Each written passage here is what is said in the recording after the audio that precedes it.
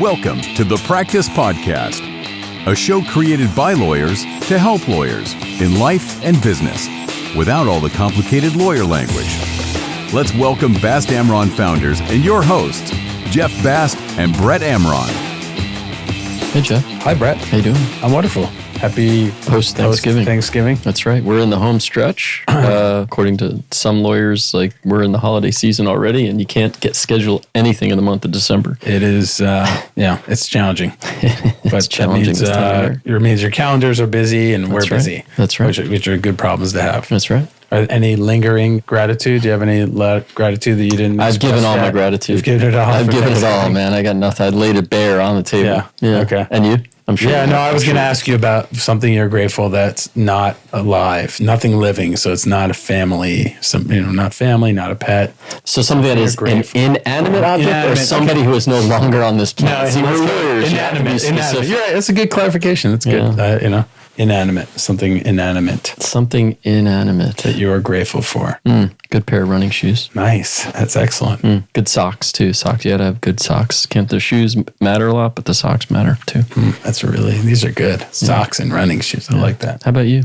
I was going to say music, but I guess some would argue that's alive. Is that inanimate? No, some would argue that's alive. Yeah, well, it can. But it's not a living being. It's not breathing. I guess I would go with a good pair of goggles, but that's kind of it's kind of lame. Yeah, goggles are lame. I hear you. Anyway, and of course we both clear food on our table, like the food on our table, the roof over our head. I would say the ocean, but that's ocean. The ocean's alive, but a clear ocean day, like that's to me is that is alive. Yeah. That is. A lot of living things in the ocean. Well, I made the question up so I can navigate the contours. Was that a ChatGPT on the plane ride home, or what was that? I never use ChatGPT. I'm going to start. I should start. You should start. Okay. Anyway, how about our guest? He's about to leave, so let's introduce him so we can talk to him. Our guest today is Jim Robinson. Jim is a partner at White Case in Miami, where he leads the firm's Americas Litigation Section and serves as the chair of the Americas Operations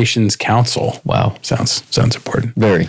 Jim represents U.S. and international clients in complex, high-stakes commercial disputes. He also defends professional liability cases, including legal malpractice and accounting firm liability matters.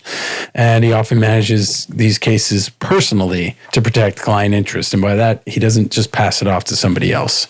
He's active in several professional organizations, including the Federal Bar Association, the Trial Lawyers Section of the Florida Bar, and the Miami-Dade County Bar Association. He also serves as a trustee of the University of Florida Law Center Association. Welcome, Jim. Nice to have you. It's nice to be here, and thank you both for the invitation. I would add that Jim is a consummate gentleman and professional. Honestly, he understands that you don't have to be an asshole to be an effective litigator. We're going there today. Yeah, that's right there. No, because he's a tenacious litigator, but always professional and civil. There's no reason to be otherwise. In fact, I had somebody ask me the other day, "You don't play games?" I said, "No, there's no reason to." Right. A good lawyer doesn't need to do that. Right. Well, after that introduction, I feel like George Costanza and Seinfeld. I should just sign off. Just go. It's not going to get better. Right. Make your bed under the desk. Do you want to defend yourself from these accusations? No, I appreciate you all making those very kind comments. I think a lot of the way that all of us practice law is based on mentorship and training. And so my mentor at White Case was Rudy Aragon, who has since retired. And Rudy, just straight up, was the greatest trial lawyer that I was ever around or that I've ever seen.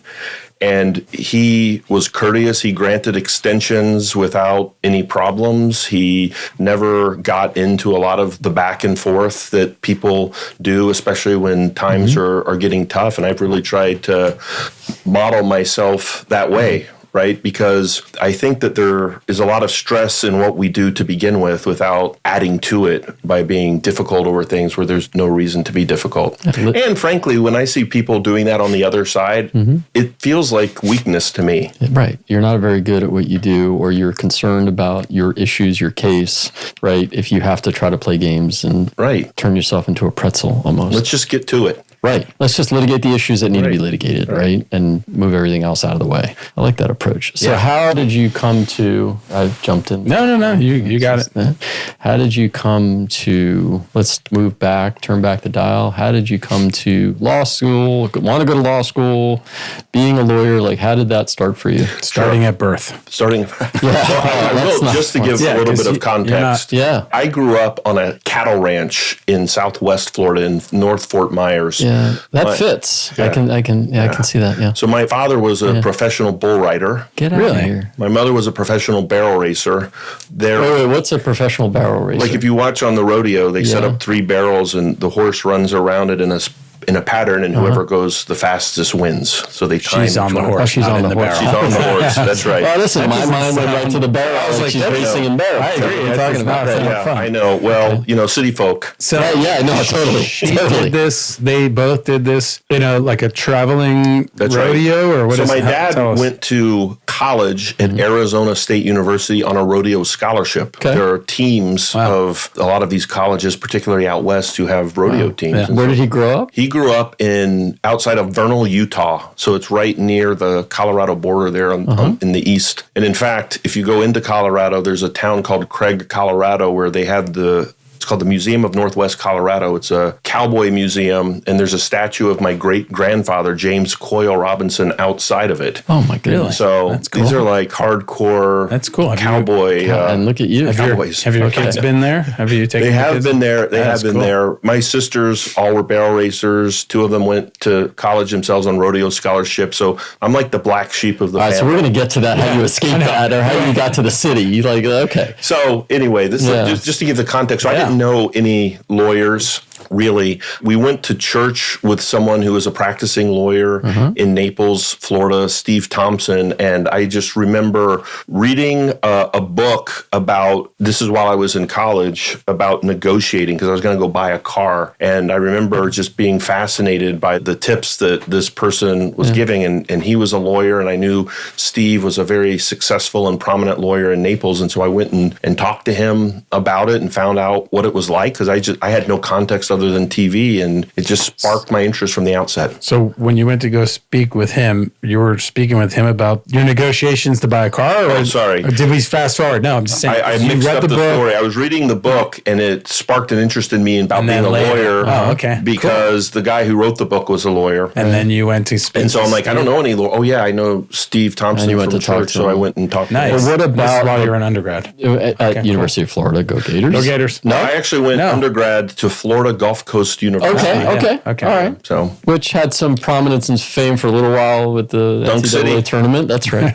Dunk City. But a Gator for law school, so we'll give you that. Go Gators. Go Gators. But going back for a minute, what sort of spoke to you when you were reading that book that said, man, I think I really want to do this, or I might want to do it? Well, part of it was because at the time, while I was trying to put myself through college, again, just more context, I was married and we had a son already whenever I was finishing college. And so I was working at Sony Electronics on the 1-800 line and answering calls about customer service and all of that. And as we tried to help people through things, I just, in addition, having read the book, I'm like, well, some of these are lawyers who are calling and talking about the warranties and things like that. And so I just thought, maybe I would be able to put that to use somehow. That's cool. Besides just calling in and giving the Sony Electronics rep a hard time like a lot of them did. Did you ever have a thought that you would go into, like your family, into the rodeo business? Brad, I'm glad you asked that. I did have the thought, and when I was 12 years old, I rode a bull up in Davie at the Bergeron Rodeo Grounds, and if you stay on for 8 seconds, you qualify to potentially win, and I think I lasted about 1.2 seconds. However long the first buck was, I went flying. Right, and that was 8 seconds does not sound like a lot, but it's I'm sure lot. that's a heck of a lot. Watch it on YouTube. Yeah. You're holding a rope and hanging on for dear life with these professionals that are I can imagine. on the PBA now. And you see them, they go flying. I mean, it's crazy. Flying. Yeah. It's dangerous. The PBA is the Professional Bull Rider Association? Correct. Nice. I think that's it, or PRA, something like that. Yeah. Okay, so you were close. Only 6.8 seconds away. And you were almost there. Right, we almost almost lost you as a colleague. Okay. Just almost there. Yeah, that's close. But kudos to you for getting on. Sure. Yeah. I wanted to give it a try. Again, it was my heritage. It was what and my father gave me some advice around that time when I was thinking about trying it. When he was a kid growing up, he would go over to Colorado to a ranch over the summer, and he loved it so much that in his spare time, he would get on these like wild animals and try to ride them. And he's like, I just had a burning passion to do that. And if you don't have the burning passion to do that, then this is not what you should do. That's cool. Wait. Sorry. I just need to, you said wild animals, like literally like he would bulls is what I was referring to, but horses as well, because he rode bulls, but he also did what was called saddle bronc. No, so he would just hop on and saddle bronc rider, and then also bareback on the horse with no saddle. You're just holding on for dear life. Oh my God. Wow. So, and I'd love this to is how he's still with us, and he still has his belt buckle and his boots and his hat. I hope he listens to this. So it's amazing. This is the first time someone's mentioned this on the podcast. Oh yeah, for sure. So I just want to tie this up and then we'll move on. Sure. They were a bull rider and a barrel racer. Did they do these professionally to make a living, to support your family, or is this a hobby, a side thing, or what? So they did it to make a living for a period of time. So being a bull rider is like being a professional athlete, like a football player. Right. So my dad stopped doing it when he was 30.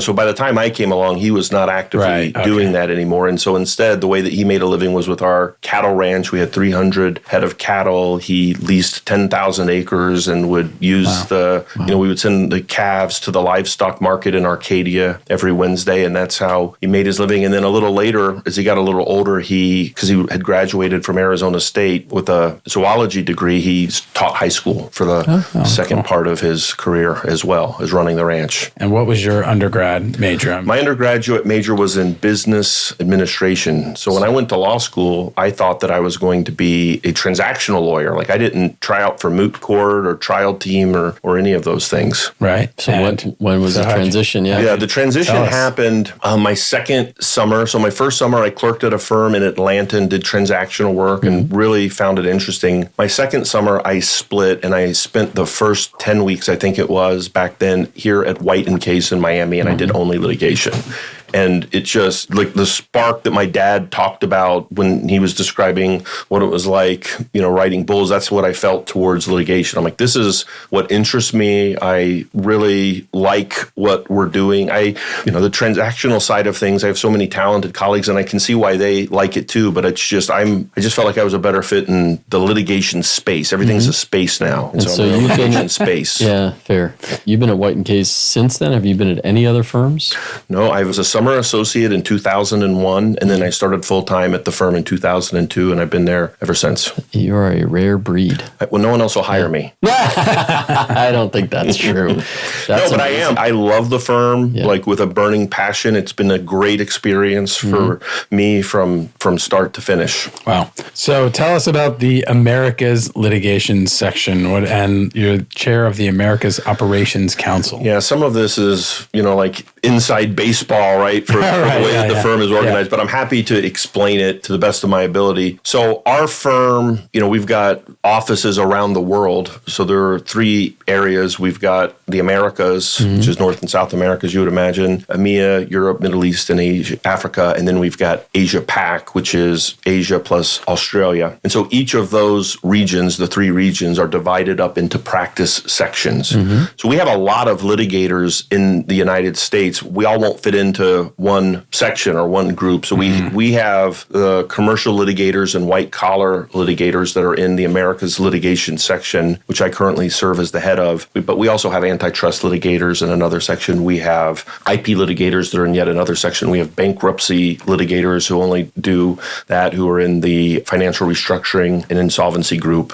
But our group is 250 lawyers who just are commercial litigators and white-collar lawyers. That's just in the Americas. Just in the Americas. That's just in the Americas. How big was White & Case when you joined, and how big is it now? White & Case now is 2,700 lawyers and worldwide. I don't know the exact number when I joined, but it had to have been less. It was less than 2,000, I'm sure. All right. So, but it was a big place. And so what, because a lot of our listeners are young law students or, considering law school, what advice do you give to them about this practice? Because you've only seen one firm, right, but it's a big one. So I think there's some, trepidation among young lawyers sometimes about big firms, and some are drawn to it just by sheer size. What thoughts would you share? As far as going to work for a big law firm, it's been the perfect fit for me for a lot of reasons.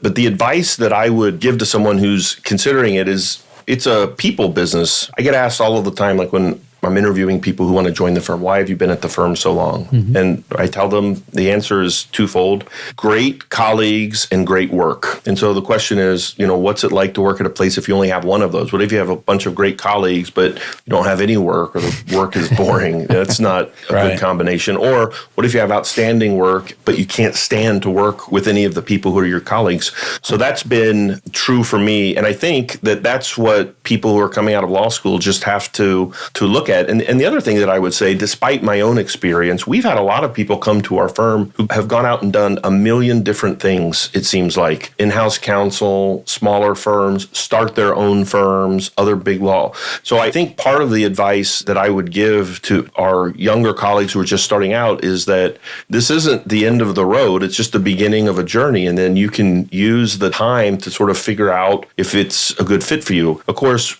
we would recommend that everyone do their diligence ahead of time, get to know the firm, get to know the people first. But especially with summer associate programs and things like that, people can get a pretty good feel and a bead on what the firm is like. So over your career, obviously, and you've, like you said, you've interviewed, hired a bunch, seen law clerks, first-year associates, lateral partners. What are some of the characteristics that maybe some young lawyers might be listening to this, or law students, hopefully, listening to this, that you see that have been successful in, lawyers across the board? They always tell us in court, you're not supposed to say this. That was a great question. You're not supposed to say that when the judge asks, but it was.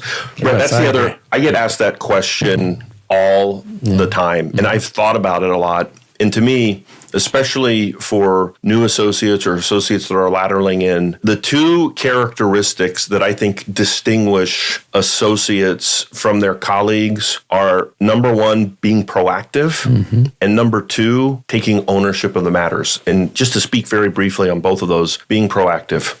For a young lawyer, it's sort of like, I don't even know how to run a case. How am I going to be proactive? The example I think about, though, is we all have to do something for the first time. For example, we get a set of a document request, a request for production from opposing counsel. We go through that the first time and we see what it looks like. So if I'm a proactive associate, the next time I get a request for production, I review it. There are 20 requests. I analyze it. I send an email to the partner I'm working with. Dear partner, we just got this request for production. I've looked at it.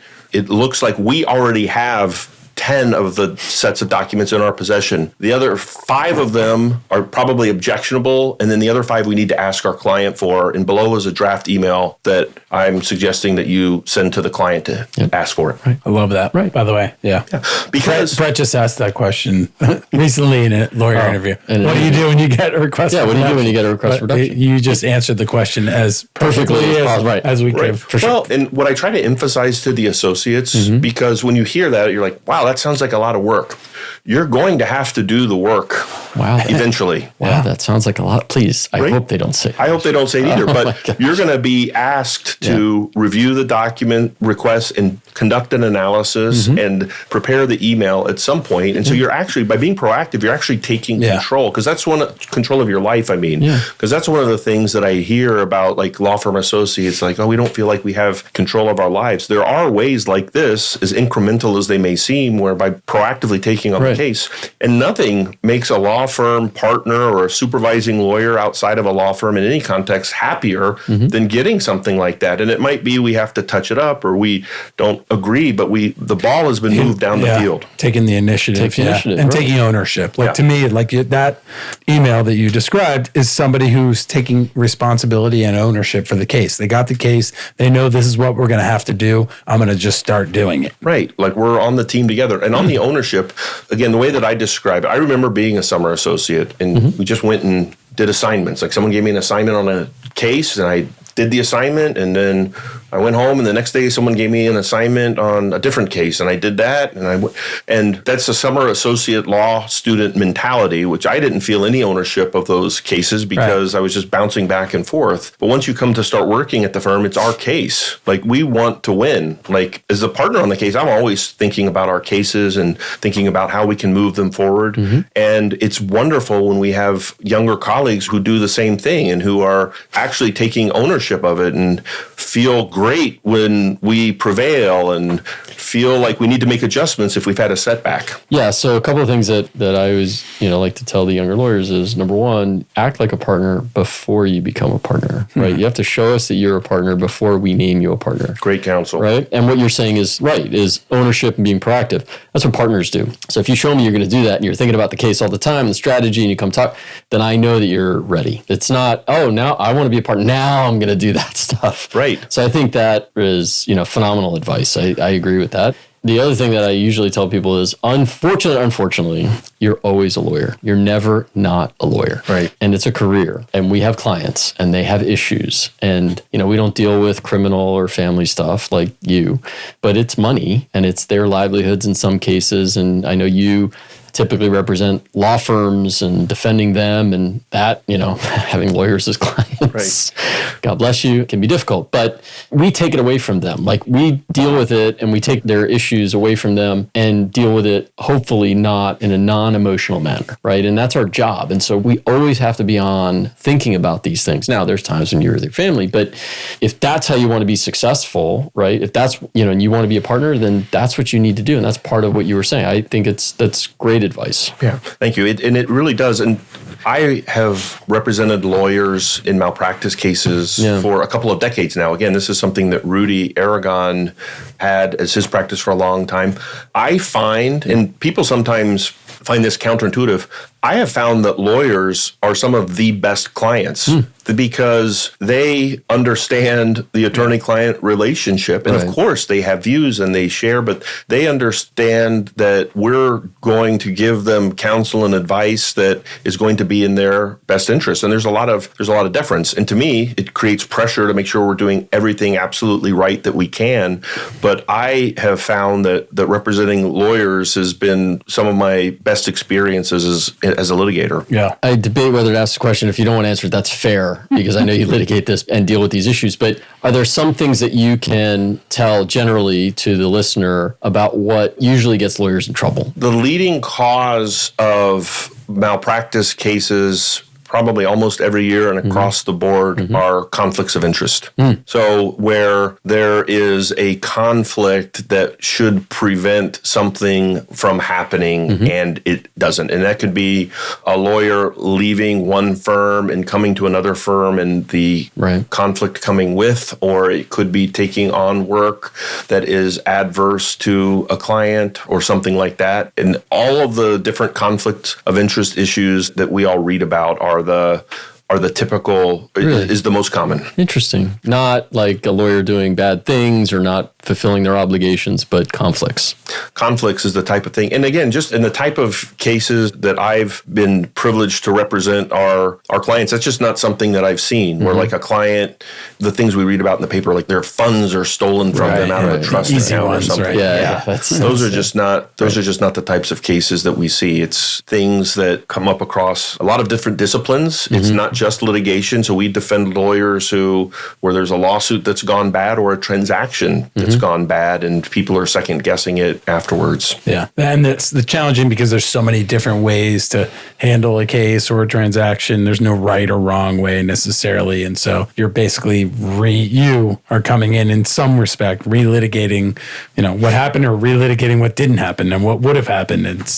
Well, that is the model. It's a case within a case. Yeah. Right. You really are coming back to say this is the way it was litigated. The plaintiff's lawyer will be saying this is how it should have been litigated, and we have to deal with that. It's usually very expert intensive. You have experts on both sides who are taking a careful look at what happened and giving their views. Is there anything you do differently in your practice as a result of your representation of lawyers? I've always tried to be a very careful lawyer, Jeff. I've always tried to just be careful. And I think that working on these cases has just sort of helped emphasize that even more. Like, there's all kinds of examples that we can think of when we're saying that. But what I mean by that, if we're going to make a commitment to do something and we write an email to a client saying that we're going to do it, then we should do it. I like that. Yeah, and communication, right, is key with clients. Yeah, I kind of thought you were going to say that. Well, and when we talk about the communication, and this kind of steps probably a little bit outside of the malpractice context, but just in the practice of law that we all engage in, to me, communication with our clients of good news and bad news is very important. I remember hearing advice from someone at some point, unspecified, that, and it might have been Rudy, it's like, I know how to deal with good news and I know how to deal with bad news. I have a real hard time dealing with surprises. Right. Right, where just something unexpected comes out of the blue. Yeah. Because what happens, again, we all have setbacks in our matters. There's no case that's perfect. You get a ruling that is not what you hoped for or expected. So we have to absorb that and then adjust. But we can't be in denial about it or just pretend that it didn't happen and continue on. But to go alongside of that, we need to communicate to the client exactly what is happening at all times and actively solicit their input and have calls and talk through things and agree on strategies. Even if it's, hey, this thing happened, is a surprise to us, we are analyzing it and we will give you a full rundown tomorrow or the next, whatever it is. At least communicating. The silence it just gets everybody in trouble and it just raises, everyone's guard. Like, there's a problem there, Well, especially in this day and age where all of the filings are electronic. We've got news outlets who are monitoring dockets. Yeah. I mean, you don't want your client getting a call about some order that was just entered in a case that you haven't told them about. Right. Oh, man. Oh, boy. Yeah. That's hey, what? Do you want to talk about this? Yeah. I'm always surprised at failure of communication that even, we see it all the time, but especially I see or hear of instances where lawyers fail to communicate even positive outcomes. Like, you got to celebrate the successes. Like, this is an opportunity to tell your client you did well for them. And oftentimes just see they don't attached. even hear that. Yeah. They just say see attached order. If that, Well, and this to me also goes in with the importance of leadership within law firms. I think that the communication with the teams that we work with is really important. Very.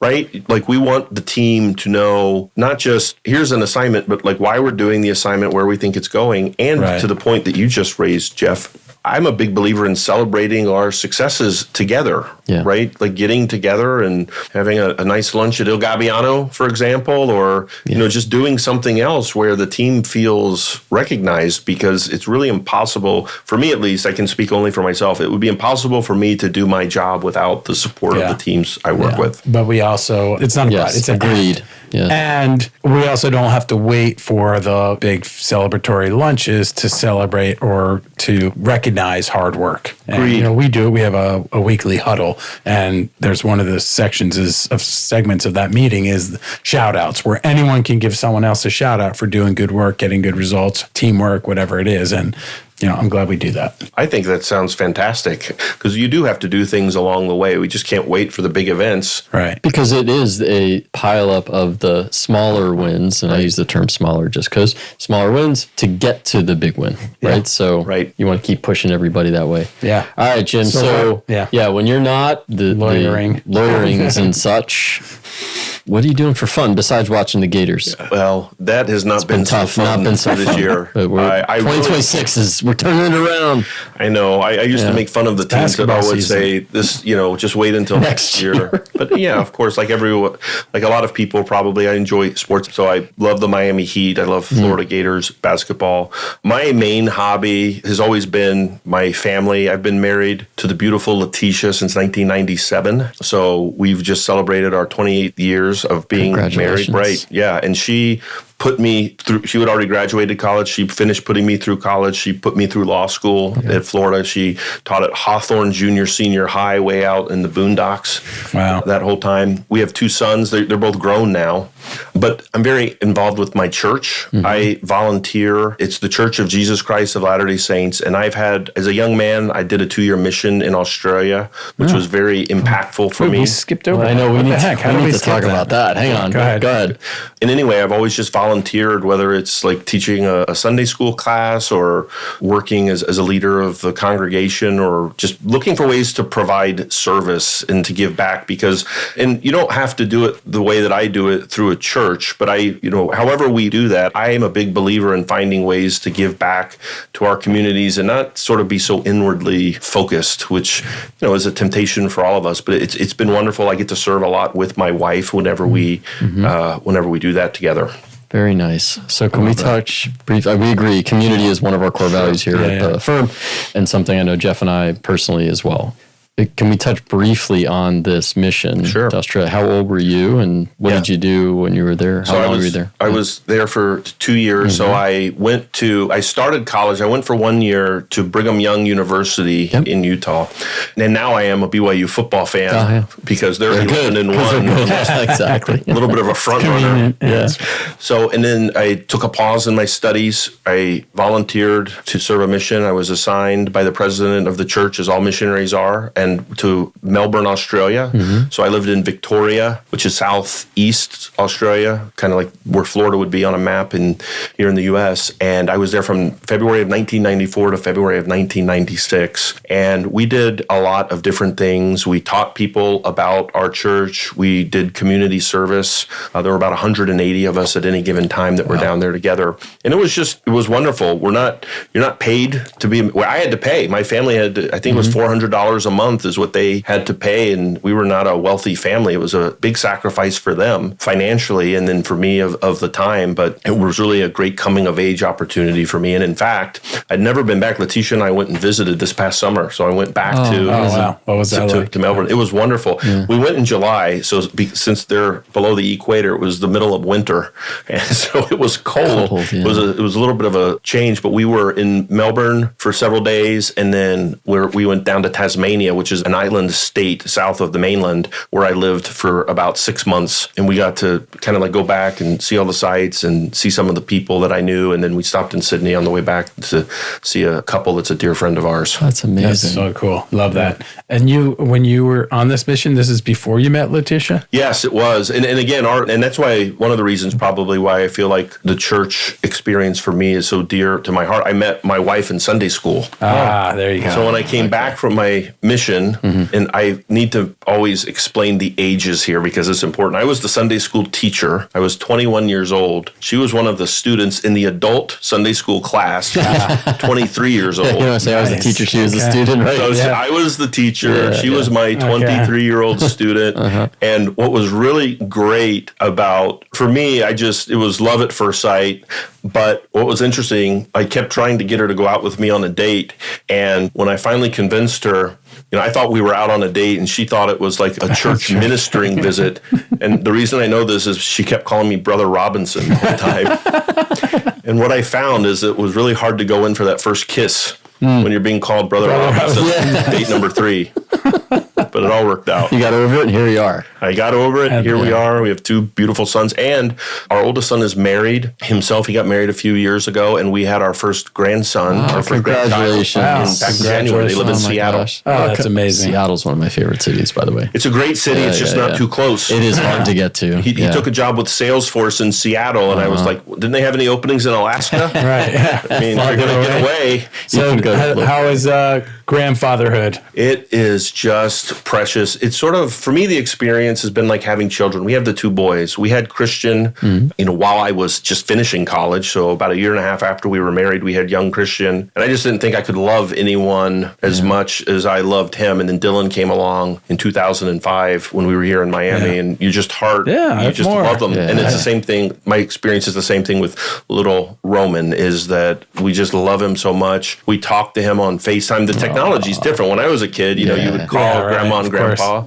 They visited us back in September, and so we got to spend a couple of weeks with them. It's everything that's been advertised. That's awesome. That's amazing. Congratulations. That's a great place. Yeah. Amazing. Great place to end. Thank you, Jim. Thank you for sharing that. Yeah. And Really thank you for appreciate doing this. We appreciate it. This was great. I learned so much. Yeah, and it's amazing. This is why we love doing the podcast. That's We've right. known you for whatever 20 years. Yeah. Never knew any of those things. I definitely didn't know the bull rider and Cattle rancher, bull rider. I mean, I love it. It's Explains a lot, doesn't it? It's all starting to make sense. And it's when things start making sense, that's when we end the podcast. So Right. Things make sense. So thank you, Jim. Thank you, Christina. Thank you, Brett. Thanks, Jim. Thank If you. you enjoyed this Christina. episode, please leave us a 5-star review and subscribe. See you next time.